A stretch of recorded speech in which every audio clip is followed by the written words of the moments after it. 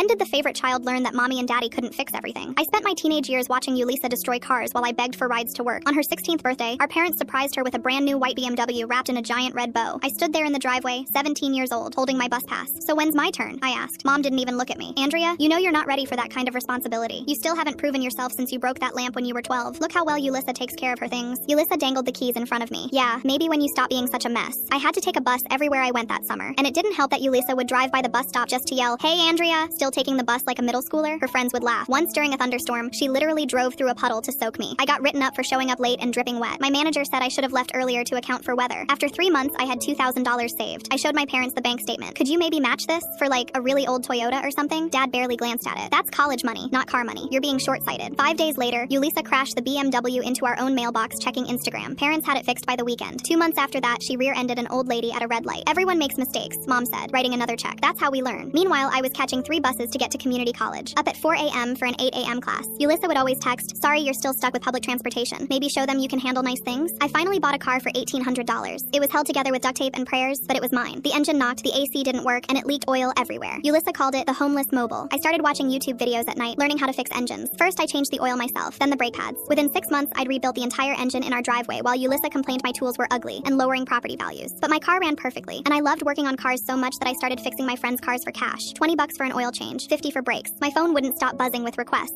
Of course, Yulisa hadn't changed one bit. She got her 3rd car after totaling the BMW completely, a Mercedes this time. "I'm just not good with maintenance," she'd say while our parents paid for everything. I rented a garage space and opened a small shop. Word spread fast about the girl who could fix anything. By 25, I owned 3 shops and had 12 employees. I collected classic cars as a hobby, restoring them in my free time. Yulisa still lived at home at 28. Her Mercedes repossessed after our parents finally cut her off. She'd bounced between retail jobs, getting fired for calling in sick to go shopping. Last month, Yulisa showed up at my house. She never comes here. She stood at my door with this weird smile looking at my driveway full of cars. "Andrea, your house is so beautiful. You've done so well for yourself." She kept touching my arm, complimenting everything. My couch, my kitchen, even my doormat. I crossed my arms. "What do you want, Yulisa?" Her fake smile got bigger. "Can't I just visit my successful sister?" She walked toward the garage, peeking through the window. "Wow, 7 cars? That's amazing. You know, I was thinking, you have so many, and I have none. You should give me one. Like today." I actually laughed. "Give you one?" "Exactly. The Tesla would be perfect. Or the Porsche. You have 7, you won't even miss it." "Yulisa, those cars cost more than you've made in your entire life." "So? Family helps family? Like how you helped me when I was taking 3 buses to school?" Her face went red. She pulled out her phone and called Mom, putting it on speaker. "Mom, I'm at Andrea's. She has 7 cars and won't give me even one." Mom's voice filled my garage. "Andrea, is that true?" "I worked for them, Mom. She's your sister and she needs help. Give one to her." The audacity. "She's too irresponsible for my nice cars." Yulisa grabbed the phone. "She's being cruel. That's exactly what you all said to me. Remember? I needed to learn responsibility first." The silence stretched. Yulisa's mouth flung open. Mom finally spoke. "That's different, Andrea." "How?" They couldn't answer. "You know what? Actually, I'll help you." "About time." Her eyes on the Porsche. "I'll text you the bus schedule. Line 12 runs every hour." She stormed out and took a bus home.